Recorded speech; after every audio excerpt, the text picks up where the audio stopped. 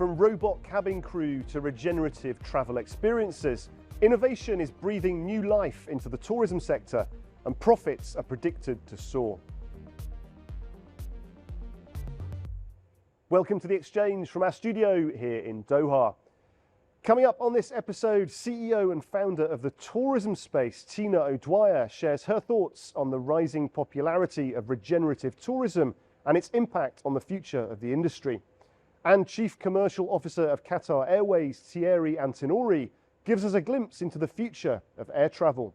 Now, a recent report by the World Economic Forum indicates that the future of tourism will be driven by technological innovation and big changes to the way tourists want to experience new destinations when they travel. Well, one of the biggest emerging trends is a shift from traditional tourism focused on consumption to regenerative tourism, an approach where companies focus on creating a positive impact on local communities and the environment. And as tastes change, analysts are predicting that revenues across the sector will continue to rise. According to Statista, a leading online statistics portal, the tourism market as a whole is predicted to reach $916 billion of sales this year and grow annually at a rate of 3.9%, resulting in a market value of $1.1 trillion by 2029. Well, like so many other industries, artificial intelligence continues to transform the tourism sector. Innovations like biometrics at check-in desks and even robot assistants are popping up at airports all over the world. Recent analysis by software engineering firm EPAM predicts that tourism-specific AI will be worth $1.2 billion by 2026.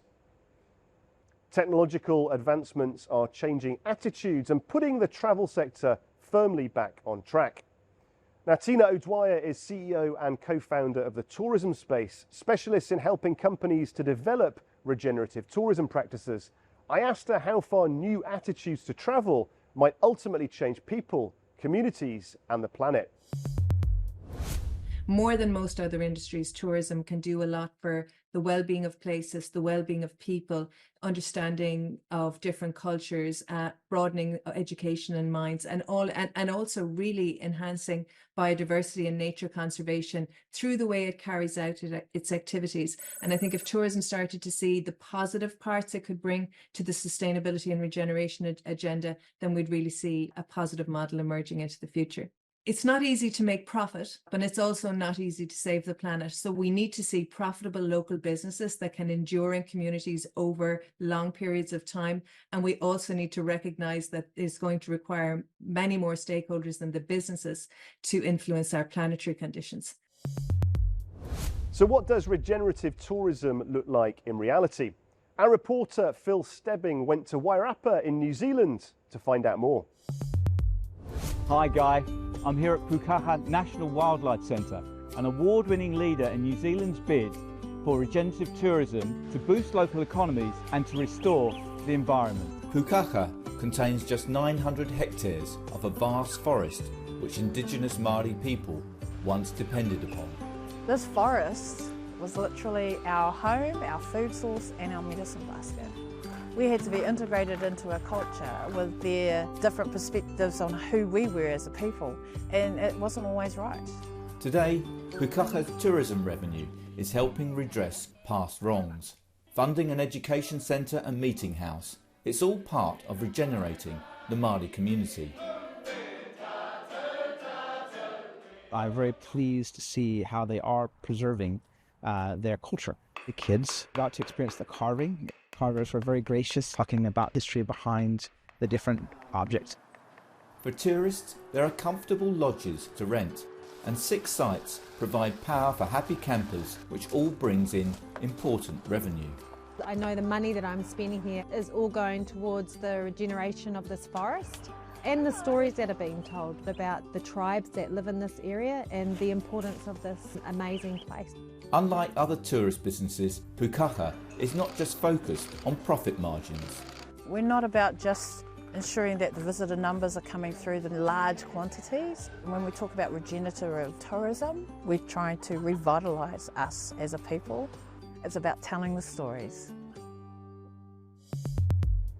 Regenerative tourism then is partly about people before profits. But what about the very biggest travel brands? How are they planning to reshape the future of the sector? Thierry Antonori is the Chief Commercial Officer of Qatar Airways. They recently retained their crown as Skytrax Airline of the Year. I sat down with Thierry here in Doha and I asked him to explain what the future has in store for travel and tourism. I think the customer is looking for convenient and efficient and value for money solutions in each segment.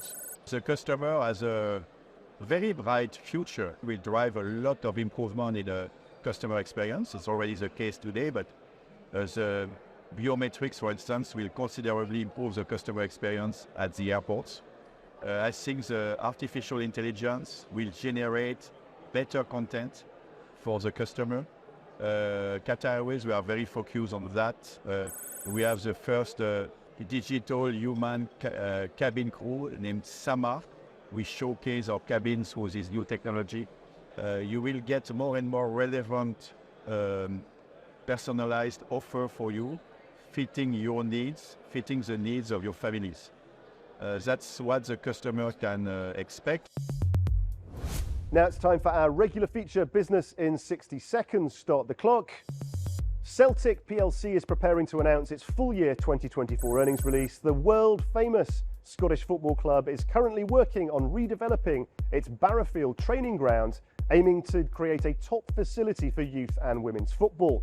Construction is now underway after a long planning process. Investors will be interested to see how this project will affect its financial results in the coming year. British clothing and home products retailer Next plc is preparing to announce its half-year 24 earnings. The company is continuing its international expansion and is negotiating franchise and license partnerships across Asia.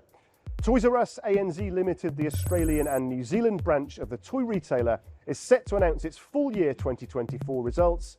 After exiting the UK market and transferring all assets to TrueKids, the company is now focused on strengthening its presence in Australia. Investors will be eager to see how this move will drive growth in the Australian market. As we look to the future of tourism, AI is transforming how we travel, while regenerative practices ensure we do it responsibly. Together, they're creating a new era of tourism that benefits both us and the planet, where technology and care for the environment go hand in hand. Well, that's all we have time for on this edition of the show. Thank you for watching. Please do check out euronews.com for all your latest business news, and join us again next time on The Exchange.